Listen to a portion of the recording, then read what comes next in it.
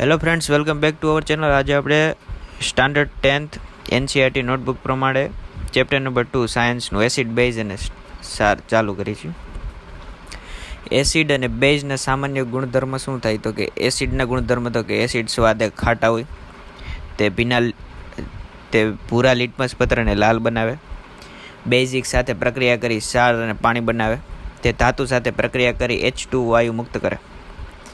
અને બેઝના ગુણધર્મ તે સ્વાદે તુરા હોય, તે લાલ લિટમસ પત્રને ભૂરું બનાવે, એસિડ સાથે પ્રક્રિયા કરી સારને પાણી બનાવે. હવે સૂચક એટલે શું? એસિડ બેઝની પરખ માટે વપરાતા સૂચકો જણાવો. તો જે દ્રાવણ એસિડ અને બેઝની હાજરીમાં રંગ પરિવર્તન કરે છે તેને સૂચક કહે છે. એસિડ બેઝની પરખ માટે કૃત્રિમ સૂચકો જેવા કે મિથાઇલ ઓરેન્જ, ફિનોલ્ફથેલિન તથા કુદરતી સૂચકો લિટમસ પેપર, હળદર, લાલ કોબીજના પાન, હાઇડ્રેન્જિયા, પેટુનિયા, જેરાનિયમની રંગીન પાંખડીઓનો ઉપયોગથી આપણે એસિડ બેઝની પરખ કરી શકીએ. પછી વેનીલા અર્ક, ડુંગળી, લવિંગ વગેરે પદાર્થોથી પણ આપણે એસિડ અને બેઝની હાજરીમાં વાસ બદલે તેમને ઘ્રાણેન્દ્રિય સૂચકો કહે. આ ઉપરાંત લિટમસ દ્રાવણ એ જાંબુડિયા રંગનું હોય છે, જેને લાઇકેન કે જે થેલોફાઇટા વર્ગ સાથે સંબંધ ધરાવતા છોડમાંથી કાઢવામાં આવે છે, જે સૂચક તરીકે વર્તે છે.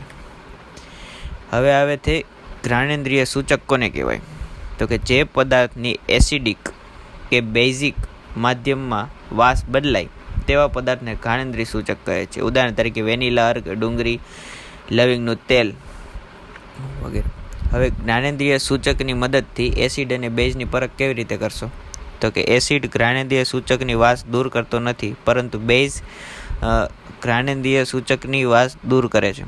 તો લવિંગના તેલની વાસ ધરાવતા સ્વચ્છ કપડા ઉપર મંદ HClના ટીપાનો છંટકાવ કરી કપડું સૂંઘતા તેમાંથી લવિંગના તેલની વાસ આવશે, જે સૂચવે છે કે એસિડ એક ઘ્રાણેન્દ્રિય સૂચકની વાસ દૂર કરતો નથી, પરંતુ લવિંગના તેલ વાસ ધરાવતા સ્વચ્છ કપડાં ઉપર મંદ NaOH બેઝના ટીપાનો છંટકાવ કરી તો કપડું સૂંઘતા તેમાંથી લવિંગના તેલની વાસ દૂર થઈ છે, જે સૂચવે છે બેઝિક સૂચકની વાસ દૂર કરે છે. હવે ઝીંક ધાતુની મંદ HCl કે મંદ H2SO4 સાથેની પ્રક્રિયા H2 વાયુ ઉત્પન્ન થાય છે, પણ મંદ HNO3 સાથેની પ્રક્રિયાથી H2 વાયુ ઉત્પન્ન થતો નથી. કેમ? તો ઝીંક ધાતુ મંદ HCl કે મંદ H2SO4 સાથે પ્રક્રિયા કરી H2 વાયુ ઉત્પન્ન કરે છે, કારણ કે Zn ધાતુ એ H2 વાયુ કરતાં વધુ ક્રિયાશીલ હોવાથી તે મંદ HCl કે મંદ H2SO4 માંથી સરળતાથી H2 વાયુનું વિસ્થાપન કરે છે. જેમ કે Zn+2HCl, તો આપણને શું મળે કે ZnCl2 H2 બરાબર, અને Zn+H2SO4, તો ZnSO4 H2. પણ મંદ HNO3 ની Zn ધાતુ સાથે પ્રક્રિયાથી H2 વાયુ ઉત્પન્ન થતો નથી, કારણ કે મંદ HNO3 પ્રબળ ઓક્સિડેશન કરતા છે. આ યાદ રાખો, MCQ આવી શકે, પ્રબળ ઓક્સિડેશન કરતા છે. આથી તે પ્રક્રિયા દરમિયાન ઉત્પન્ન થતા H2 વાયુનું H2Oમાં ઓક્સિડેશન કરે છે. હવે ઝીંક ધાતુની મંદ હાઇડ્રોક્લોરિક એસિડ અને સોડિયમ હાઇડ્રોક્સાઇડના દ્રાવણ સાથે સમતોલિત પ્રક્રિયા લખો. Zn+2HCl, ZnCl2 એટલે કે ઝીંક ક્લોરાઇડ H2, પછી Zn+2NaOH, તો Na2ZnO2 H2. કઈ ધાતુઓ મંદ એસિડ સાથે H2 વાયુ મુક્ત કરે છે અને કઈ ધાતુ મંદ એસિડ સાથે H2 વાયુ મુક્ત કરતી નથી? જે ધાતુ હાઇડ્રોજન કરતાં વધુ સક્રિય હોય તે એસિડ સાથેની પ્રક્રિયાથી હાઇડ્રોજન વાયુ મુક્ત કરશે. Zn+2HCl, ZnCl2 H2.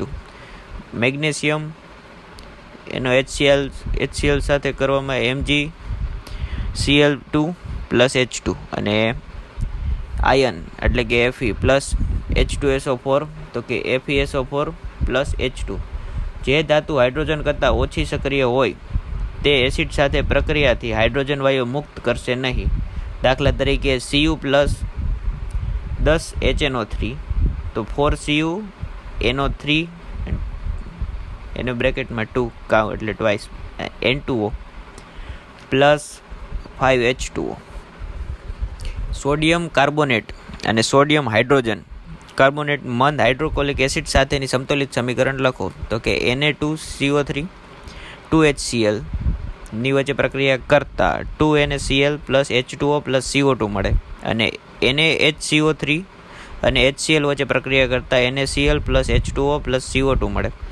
કેલ્શિયમ હાઇડ્રોક્સાઇડના દ્રાવણમાં ઓછા પ્રમાણમાં અને વધુ પ્રમાણમાં કાર્બન ડાયોક્સાઇડ વાયુ પસાર કરતાં કઈ નિપજ મળે છે?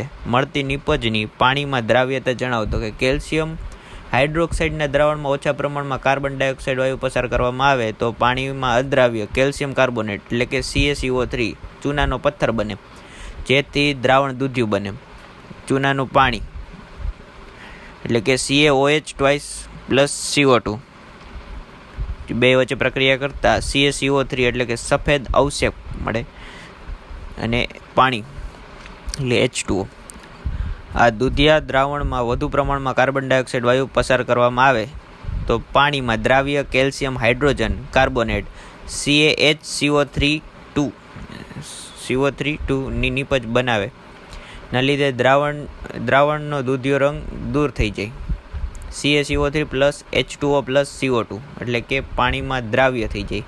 બરાબર, CaHCO3 2. હવે કેલ્શિયમ કાર્બોનેટ કુદરતમાં કયા સ્વરૂપે મળે? તો કેલ્શિયમ કાર્બોનેટ કુદરતમાં લાઇમસ્ટોન એટલે કે ચૂનાના પથ્થર, ચાક, આરસ પહાડ, પરવાળા, શંખ વગેરે જુદા જુદા સ્વરૂપે મળે. સોડિયમ કાર્બોનેટના જલીય દ્રાવણમાંથી વધુ પ્રમાણમાં કાર્બન ડાયોક્સાઇડ વાયુ પસાર કરવામાં આવે તો કઈ નિપજ મળે? તો કે મળતી નિપજ પાણીમાં દ્રાવ્યતા લખો, પ્રક્રિયા સમીકરણ લખો. સોડિયમ કાર્બોનેટના જલીય દ્રાવણમાંથી વધુ પ્રમાણમાં કાર્બન ડાયોક્સાઇડ વાયુ પસાર કરવામાં આવે તો સોડિયમ હાઇડ્રોજન કાર્બોનેટ એટલે કે NaHCO3 મળે. સોડિયમ હાઇડ્રોજન કાર્બોનેટની પાણીમાં દ્રાવ્યતા ખૂબ જ ઓછી છે, Na2CO3 plus H2O plus CO2 એટલે કે 2NaHCO3. હવે તટસ્થીકરણ પ્રક્રિયા કોને કહેવાય? કે જે પ્રક્રિયામાં એસિડ અને બેઝ વચ્ચે પ્રક્રિયા થઈ ક્ષાર અને પાણી બને તે પ્રક્રિયાને તટસ્થીકરણ પ્રક્રિયા કહે છે. એટલે કે બેઝ પ્લસ એસિડ એટલે બે વચ્ચે પ્રક્રિયા થાય તો ક્ષાર અને પાણી બનાવે, એટલે કે NaOH પ્લસ HCl એટલે NaCl plus H2O, 2KOH plus H2SO4 એટલે કે K2SO4 પ્લસ 2H2O. બરાબર, આ ક્ષાર અને પાણી બનાવે. આ એક કોમન યાદ રાખવાનું, બેઝ અને એસિડ વચ્ચે પ્રક્રિયા કરતાં ક્ષાર ને પાણી નિપજમાં મળે. ટૂંકમાં તટસ્થીકરણ પ્રક્રિયા નીચે પ્રમાણે દર્શાવે છે. જો આ જ રીતે એસિડ અને બેઝ વચ્ચે પ્રક્રિયા કરી તો ક્ષાર ને પાણી બને. NaOH અને ફિલોપ્થેનિલના મિશ્રણ દ્રાવણમાં મંદ HClના 2 ટીપા ઉમેરતા રંગમાં શું પરિવર્તન થાય? તો રંગમાં પરિવર્તન થાય કે દ્રાવણનો રંગ ગુલાબી રંગનો થઈ જાય, અને આ રંગ પરિવર્તન થવાનું કારણ તટસ્થીકરણ પ્રક્રિયા છે, જેમાં એસિડ દ્વારા બેઝની અસર નાબૂદ થાય છે. કોપર ઓક્સાઇડની મંદ હાઇડ્રોક્લોરિક એસિડ સાથે પ્રક્રિયા કરતાં શું બને? દ્રાવણના રંગમાં શો ફેર પડે? સમતોલિત સમીકરણ લખો. તો કે કોપર ઓક્સાઇડની મંદ હાઇડ્રોક્લોરિક એસિડ સાથે પ્રક્રિયા કરતાં કોપર ક્લોરાઇડ બને, પરિણામે દ્રાવણનો રંગ વાદળી લીલો બને. CuO પ્લસ 2HCl તો CuCl2 પ્લસ H2O બને. હવે બેઝિક ઓક્સાઇડ કોને કહે છે? ધાત્ય ઓક્સાઇડ કેવા પ્રકારના ઓક્સાઇડ છે? ઉદાહરણ આપો. જે ઓક્સાઇડ પાણી સાથે પ્રક્રિયા કરી બેઝ બનાવતા હોય તેમને બેઝિક ઓક્સાઇડ કહે, અને ધાત્ય ઓક્સાઇડ બેઝિક ઓક્સાઇડ છે કારણ કે તેઓ પાણી સાથે પ્રક્રિયા કરી બેઝ બનાવે. જેમ કે સોડિયમ ઓક્સાઇડ એટલે કે Na2O પ્લસ H2O વચ્ચે પ્રક્રિયા થાય તો 2NaOH સોડિયમ હાઇડ્રોક્સાઇડ. આમ ધાત્ય ઓક્સાઇડ સ્વભાવે બેઝિક હોય. ઉદાહરણ Na2O, MgO, CaO અને BaO. એસિડિક ઓક્સાઇડ કોને કહે છે? અધાત્ય ઓક્સાઇડ કેવા પ્રકારના ઓક્સાઇડ છે? ઉદાહરણ આપો. જે ઓક્સાઇડ પાણી સાથે પ્રક્રિયા કરી એસિડ બનાવતા હોય તેમને એસિડિક ઓક્સાઇડ કહે છે. અધાત્ય ઓક્સાઇડ એસિડિક ઓક્સાઇડ છે કારણ કે તેઓ પાણી સાથે પ્રક્રિયા કરી એસિડ બનાવે છે, જેમ કે સલ્ફર ડાયોક્સાઇડ પ્લસ H2O તો સલ્ફ્યુરિક એસિડ બનાવે, અને CaOH2 પ્લસ CO2 તો CaCO3 પ્લસ H2O બને. આમ અધાતુઓ ઓક્સાઇડ સ્વભાવે એસિડિક હોય છે. ઉદાહરણ SO2, Cl2O7, CO2, Na2O5 વગેરે વગેરે. આલ્કોહોલ અને ગ્લુકોઝ જેવા સંયોજનો હાઇડ્રોજન ધરાવે છે, પરંતુ તેઓ એસિડની માફત વર્ગીકૃત થતા નથી. તે સાબિત કરવા માટે એક પ્રવૃત્તિ વર્ણવો.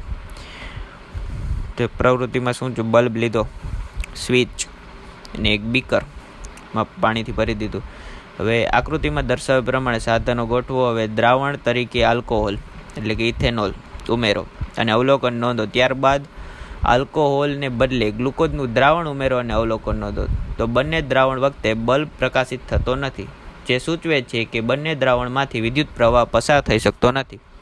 આ પ્રયોગ સૂચવે છે કે ઇથેનોલ અને ગ્લુકોઝનું આયનીકરણ થતું નથી, પરિણામે તેમાં H+ આયન મુક્ત થતા નથી. જ્યારે એસિડના દ્રાવણમાં H+ આયનો મુક્ત થતા હોવાથી તેના દ્રાવણમાંથી વિદ્યુત પ્રવાહ પસાર થાય.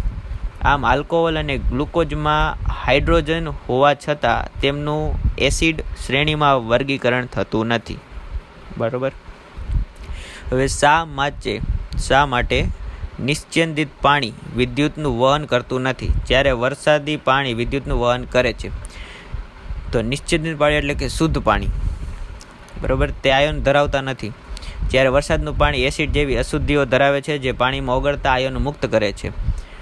આમ શુદ્ધ પાણીમાં આયનો ન હોવાથી તેમાં વિદ્યુતનું વહન થતું નથી, બરાબર. જ્યારે વરસાદી પાણીમાં આયનો હોવાથી તે વિદ્યુતનું વહન કરે છે. એસિડ પાણીની ગેરહાજરીમાં શા માટે એસિડિક વર્તણૂક દર્શાવતા નથી? તો પાણીની ગેરહાજરીમાં એસિડ આયનો મુક્ત કરી શકતા નથી. એસિડિક વર્તણૂક માટે H+ આયનો જવાબદાર છે.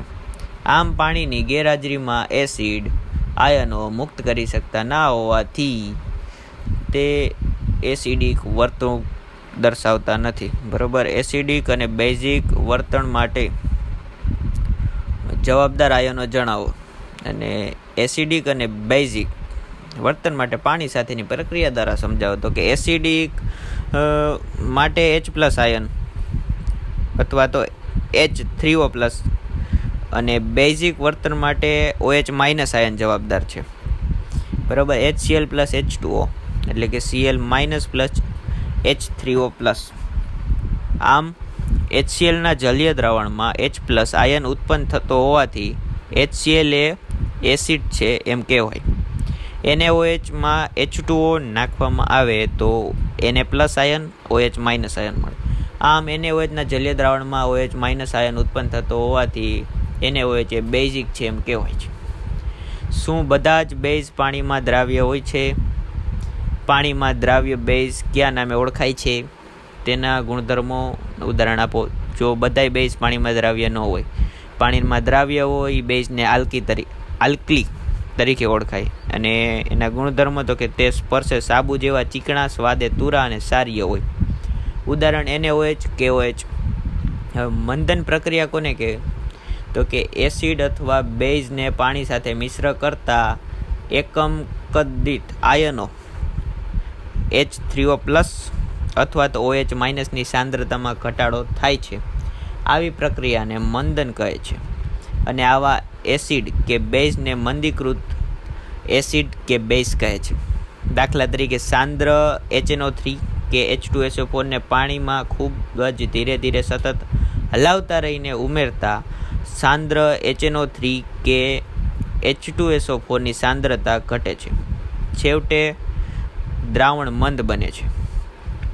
હવે સાંદ્ર એસિડને મંદ કરતી વખતે શા માટે તેને પાણીમાં ઉમેરવામાં આવે છે? તો કે સાંદ્ર એસિડને મંદ કરતી વખતે જો એસિડમાં પાણી ઉમેરવામાં આવે તો ઉત્પન્ન થતી ઉષ્મા મિશ્રણને બહારની તરફ ઉછાળી શકે છે અને દાજી શકાય છે. ઘણી વખત અતિશય સ્થાનિક ઉષ્માને કારણે કાચનું પાત્ર પણ તૂટી શકે છે. આથી એસિડને મંદ કરવા માટે એસિડમાં પાણી ઉમેરવાને બદલે એસિડને હંમેશા પાણીમાં ખૂબ જ ધીરે ધીરે સતત હલાવતા રહીને ઉમેરવો જોઈએ, જેથી ઉત્પન્ન થતી ઉષ્મા સમગ્ર પાણીમાં પ્રસરી જાય, પરિણામે કોઈ હાનિ ન થાય. હવે રાસાયણિક બોટલના લેબલ પરની ચેતવણી: નુકસાનકારક, જ્વલનશીલ, દાહક, રેડિયો સક્રિય, વિષાલુ, સ્ફોટક, ઓક્સિડેશન કરતા અને સાંદ્ર એસિડ અને સાંદ્ર બેઝ. હવે ટૂંક નોંધ પીએચ માપક્રમ. હવે દ્રાવણમાં રહેલ હાઇડ્રોજન આયન H+ની સાંદ્રતા માપવા માટે ના માપક્રમને પીએચ માપક્રમ કહે છે. પીએચમાં પી જર્મન શબ્દ પોટેન્ચ અર્થાત શક્તિ સૂચવે છે. પીએચ માપક્રમ દ્વારા આપણે 0 થી 14 સુધીની પીએચનું માપન કરી શકીએ છીએ, જેમાં 7 નંબરથી ઓછા મૂલ્યનું હોય ને એસિડિક હોય, અને 7 થી વધુ મૂલ્યનું હોય બેઝિક હોય, અને જે 7 મૂલ્ય હોય તટસ્થ હોય એટલે કે પાણી. વધુમાં જેમ પીએચ મૂલ્ય 7 થી 14 સુધી વધે તેમ દ્રાવણમાં OH- આયનની સાંદ્રતામાં વધારો થાય, અર્થાત આલ્કલીની પ્રબળતામાં વધારો થાય. આથી દ્રાવણ વધુ બેઝિક બને. સામાન્ય રીતે પીએચ માપવા માટે સાર્વત્રિક સૂચક વડે સંક્ષેપિત પેપરનો ઉપયોગ થાય છે. ટૂંકમાં જેમ હાઇડ્રોનિયમ આયન H+ની સાંદ્રતા વધુ તેમ ઓક્સિડેશન કરતાં વધુ પણ પીએચનું મૂલ્ય ઓછું.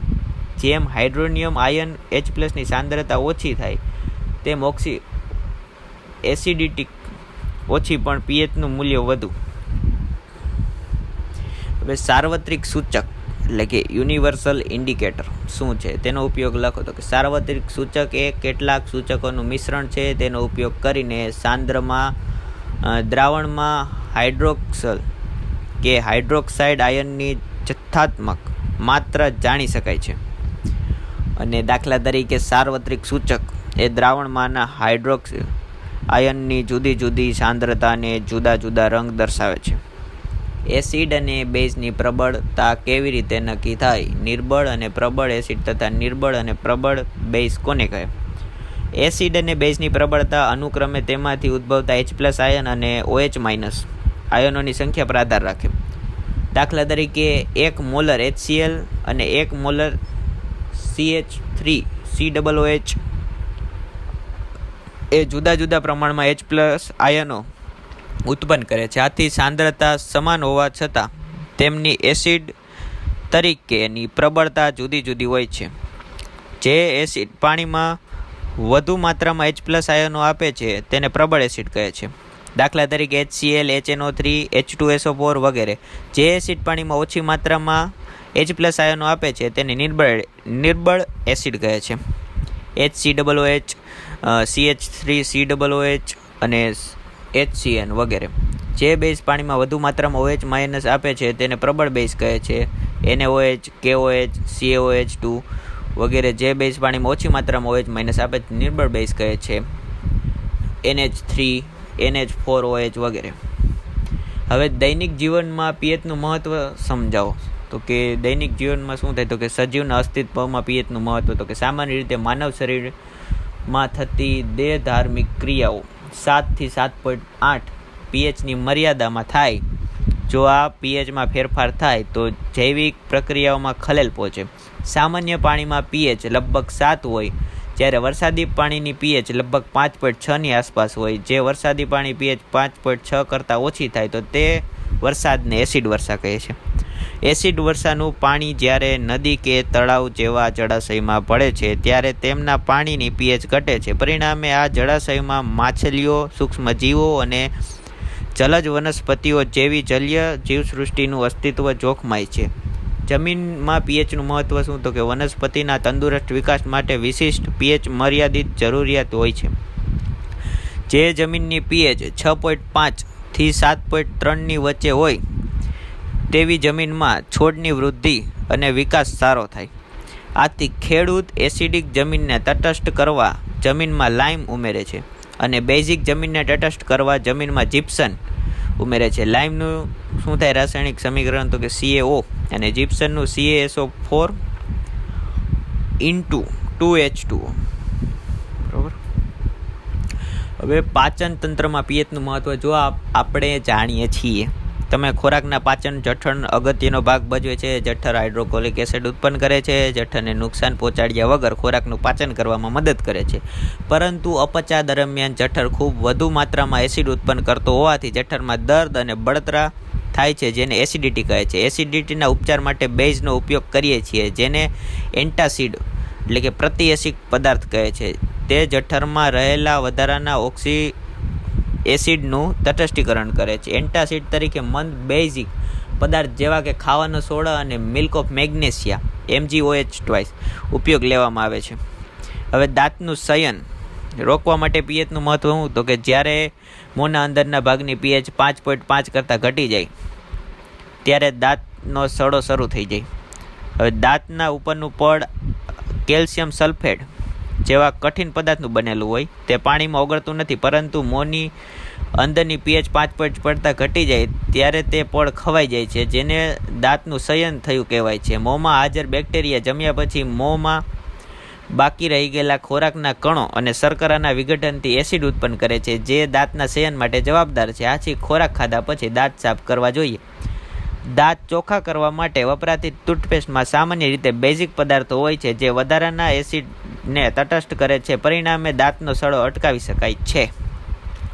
હવે મધમાખીના ડંખની અસરના ઉપચારમાં મધમાખી જ્યારે ડંખ મારે છે ત્યારે તેનો ડંખ એસિડ મુક્ત કરે છે, જેને લીધે દર્દ અને સોજો આવે છે. મધમાખીના ડંખની અસરમાં રાહત મેળવવા માટે બેકિંગ સોડા એટલે કે ખાવાનો સોડા જેવા બેઝિક પદાર્થના જલીય દ્રાવણને ડંખની આસપાસના ભાગમાં લગાવવામાં આવે છે, જે એસિડિક ઝેરનું તટસ્થીકરણ કરે છે. આ ઉપરાંત કોવચ નામની એક તૃણીય વનસ્પતિ પાંદડાના ડંખ મારતા રોમ મિથેનોક એસિડ મુક્ત કરે છે. આથી તેના સ્પર્શથી દાહક દર્દ અનુભવાય છે. હવે એવા કુદરતી સ્ત્રોત જણાવો કે જેમાં એસિડ હોય. તો કુદરતી સ્ત્રોતમાં એક વિનેગર, એમાં એસિટિક એસિડ હોય. સંતૃત, એમાં સાઇટ્રિક એસિડ હોય. આંબલીમાં ટાર્ટ્રિક, ટમેટોમાં ઓક્ઝેલિક, પછી દૂધ અથવા તો દહીં એટલે કે દહીંમાં લેક્ટિક એસિડ હોય. લીંબુમાં સાઇટ્રિક અને કીડીનો ડંખ અને કવચનો ડંખ એમાં મિથેનોક એસિડ હોય. હવે સાર પરિવારનો અર્થ લખો. સોડિયમ સાર, ક્લોરાઇડ સાર અને મેગ્નેશિયમ સાર. પરિવારના 2 ઉદાહરણ આપો. એક સમાન ધન અથવા ઋણ આયનો ધરાવતા સારોને સાર પરિવાર કહે છે. સોડિયમ સાર પરિવારના ઉદાહરણો NaCl, Na2SO4. ક્લોરાઇડ તો કે NaCl, KCl. મેગ્નેશિયમ તો કે MgCl, MgSO4. હવે તટસ્થ સાર, એસિડિક સાર અને બેઝિક સારના પીએચનું મૂલ્ય લખો. તો કે પ્રબળ એસિડ અને પ્રબળ બેઝમાંથી બનતા તટસ્થ સારની પીએચ 7 હોય. પ્રબળ એસિડ અને નિર્બળ બેઝમાંથી બનતા એસિડિક સારની પીએચ 7 કરતાં ઓછી હોય, ને પ્રબળ બેઝ અને નિર્બળ એસિડમાંથી બનતા બેઝિક સારની પીએચ 7 કરતાં વધુ હોય. હાઇડ્રોક્લોરિક એસિડ અને સોડિયમ હાઇડ્રોક્સાઇડના દ્રાવણના સંયોગીકરણથી ઉદ્ભવતા સારનું નામ અને અણુસૂત્ર લખી તેનો ઉપયોગ અને સ્વભાવ લખો. તો હાઇડ્રોક્લોરિક એસિડ અને સોડિયમ હાઇડ્રોક્સાઇડના દ્રાવણમાં સંયોગીકરણ સોડિયમ ક્લોરાઇડ બને. એનું અણુસૂત્ર તો કે NaCl. ઉપયોગ ખોરાકમાં થાય. સ્વભાવ તટસ્થ. દરિયાના પાણીમાં ઓગળેલ સારો જણાવો. દરિયાના પાણીમાં ઓગળેલ મુખ્ય સારો NaCl, KCl, NaBr, KBr, MgBr2 તથા NaIO3 સોડિયમ આયોડાઇડ છે. ખનિજ સાર એટલે કે રોક સોલ્ટ કોને કહે છે? દરિયામાં ઓગળેલા દ્રવ્યો સારોને ધન સારમાં નિક્ષેપિત કરતા મોટા સ્ફટિકો અશુદ્ધિઓને કારણે કથ્થઈ રંગના બને છે, જેને ખનિજ સાર એટલે કે રોક સોલ્ટ કહે છે. ટૂંકનો સોડિયમ હાઇડ્રોક્સાઇડ NaOH એની બનાવટ શું હોય? તો કે સોડિયમ ક્લોરાઇડ જલીય દ્રાવણનું વિદ્યુત વિભાજન કરતાં એનોડ પાસે ક્લોરીન વાયુ મુક્ત થાય, જ્યારે કેથોડ પાસે હાઇડ્રોજન વાયુ મુક્ત થાય તથા દ્રાવણમાં સોડિયમ હાઇડ્રોક્સાઇડ બને છે. 2NaCl + 2H2O અહીં એરો આવે. 2NaOH + Cl2 + H2O. આ પદ્ધતિ ક્લોર આલ્કલી ક્રિયા તરીકે પણ ઓળખવામાં આવે છે, કારણ કે તેમાં ઉત્પન્ન થતી નિપજો ક્લોર એટલે કે ક્લોરીન અને આલ્કલી એટલે કે સોડિયમ હાઇડ્રોક્સાઇડ છે. આ પદ્ધતિમાં ઉદ્ભવતી ત્રણેય નિપજો ઉપયોગી છે. હવે એનો ઉપયોગ શું થાય? એક જ મિનિટ. હા, એરો. Okay, done. એનો ઉપયોગ થાય ધાતુઓ પરથી ગ્રીસ દૂર કરવા માટે, સાબુની બનાવટમાં, પેટ્રોલિયમના શુદ્ધિકરણ માટે, પછી સુતરાઉ કાપડને સુવાળું બનાવવા માટે, પ્રયોગશાળામાં પ્રક્રિયક તરીકે. હવે ક્લોર આલ્કલી ક્રિયામાં ઉદ્ભવતી ત્રણેય નિપજોની ઉપયોગિકતા ચાર્ટ સ્વરૂપે શું થઈ? તો કે જો આ એનોડ અને આ કેથોડ. એનોડ પાસે Cl2, કેથોડ પાસે H2. બરાબર. બળતર ને ખાતર માટે એમોનિયા ને માર્ગેરીન ને. Cl માટે તો કે જળચળ ક્રિયા માટે સ્વિમિંગ પુલ માટે PVC, સંક્રમણકારકો માટે CFCs, કીટનાશકો, દરિયાનું પાણી અહીંથી પસાર કરવામાં આવે. અહીંયા પડદો રાખ્યો છે છિદ્રાળું કાણા વાળો, અને આ બાજુથી નીકળે દરિયાનું ક્ષારીય જળ NaOH. એટલે ધાતુઓ પરથી ગ્રીસ દૂર કરવો, સાબુ અને પ્રક્ષાલકો, કાગળની બનાવટમાં અને કૃત્રિમ રેસામાં એનો ઉપયોગ થાય. હવે H2 અને Cl2નો ઉપયોગ લખો તો કે H2 નો ઉપયોગ તો કે બળતણ તરીકે વનસ્પતિ તેલના હાઇડ્રોજીનેસમાં, એમોનિયાની બનાવટમાં, અને Cl2ના જળ ઉપચારમાં, પાણીને જંતુરહિત બનાવવા માટે, PVCની બનાવટ માટે, CFCની બનાવટ માટે, બ્લીચિંગ પાવડરની બનાવટ માટે. પછી ટૂંકનો લખો વિરંજર પાવડર એટલે કે બ્લીચિંગ પાવડર. બરોબર. તો કે બ્લીચિંગ પાવડર કેમ બને? તો કે ક્લોરીન, સૂક્ષ્મ ફોડેલો ચૂનો સાથે પ્રક્રિયા દ્વારા વિરંજન પાવડર બને. એટલે કે Cl2 પ્લસ ફોડેલો ચૂનો નું પ્રક્રિયા કરવામાં આવે તો CaOCl2 પ્લસ H2O બને. એટલે CaOCl2 એ શું છે? તો કે બ્લીચિંગ પાવડર. વિરંજર પાવડરને CaOCl2 દ્વારા દર્શાવાય છે, જેનું રાસાયણિક નામ કેલ્શિયમ ઓક્સીક્લોરાઇડ છે. તેનો ઉપયોગ ટેક્સટાઇલ ઉદ્યોગમાં, સુતરાઉ તેમજ લિનનના વિરંજન માટે, કાગળ ઉદ્યોગમાં, લાકડાના માવાના વિરંજન માટે, તેમજ લોન્ડ્રીમાં ધોયેલા કપડાના વિરંજન માટે, અનેક રાસાયણિક ઉદ્યોગમાં ઓક્સિડેશન કરતા તરીકે, પીવાના પાણીને જંતુરહિત કરવા, જંતુનાશક તરીકે ઉપયોગ થાય એનો. હવે ટૂંકનો લખો તો કે કોની? તો કે બેકિંગ સોડા એટલે ખાવાનું સોડા NaHCO3. એની બનાવટ કેમ થઈ? તો કે સોડિયમ ક્લોરાઇડના જલીય દ્રાવણ CO2 અને NH3 પસાર કરતા બેકિંગ સોડા બને. બરાબર. અને સોડિયમ કાર્બોનેટ જલીય દ્રાવણમાંથી કાર્બન ડાયોક્સાઇડ વાયુ પસાર કરતા બેકિંગ સોડા પ્રાપ્ત થાય. Na2CO3 plus H2O plus CO2 માંથી 2NaHCO3. બેકિંગ સોડાનું રાસાયણિક નામ સોડિયમ હાઇડ્રોજન કાર્બોનેટ અથવા તો સોડિયમ બાયકાર્બોનેટ છે. તે મંદ બિન ક્ષારીય બેઝ છે. ખોરાક રાંધતી વખતે તેને જ્યારે ગરમ કરવામાં આવે છે ત્યારે નીચે મુજબ પ્રક્રિયા થાય છે અને સોડિયમ કાર્બોનેટ બને છે. 2NaHCO3 એટલે કે ઉષ્મા આપવામાં આવે ને તો Na2CO3 plus H2O plus CO2 બને. આનો ઉપયોગ શું થાય? તો કે બેકિંગ સોડા અને ટાર્ટરિક એસિડ જેવા મંદ ખાદ્ય એસિડનું મિશ્રણ બેકિંગ પાવડરની બનાવટમાં વપરાય છે. તેને ગરમ કરવામાં આવે અથવા પાણી સાથે મિશ્ર કરવામાં આવે ત્યારે તેમાંથી ઉદ્ભવતા CO2 વાયુના લીધે બ્રેડ, કેક કે ભજીયા ફૂલે છે. પરિણામે નરમ અને પોચા બને છે. બરોબર. એસિડિટીમાં રાહત મેળવવા એન્ટાસિટી તરીકેનો ઉપયોગ થાય. અહીંયા પાછો જો એરો ભૂલાઈ ગયો, એરો બહુ ભૂલાઈ જાય. ઓકે. પછી સોડા એસિડ અગ્નિશામકમાં આગ બુઝાવવા માટે, ચેપનાશક તરીકે, પ્રયોગશાળામાં પ્રક્રિયક તરીકે, ઘરગથ્થુ ઉપયોગ તરીકે એનો ઉપયોગ થાય. હવે ટૂંકનો લખો ધોવાનો સોડા એટલે કે washing powder. Na2CO3 plus into 10H2O. બરાબર. એની બનાવટ કેમ થાય? તો કે બેકિંગ સોડાને ગરમ કરવાથી સોડિયમ કાર્બોનેટ મળે. બરાબર. 2NaHCO3 જેને ગરમ કરવામાં આવે એટલે કે ઉષ્મા આપવામાં આવે તો Na2CO3 sodium carbonate plus H2O plus CO2. આ સોડિયમ કાર્બોનેટનું પુનઃસ્ફટિકીકરણ કરવાથી ધોવાનો સોડા મળે. એટલે આમાં પાણીના 10 અણુ નાખવામાં આવે તો આપણને ધોવાનો સોડા મળી જાય.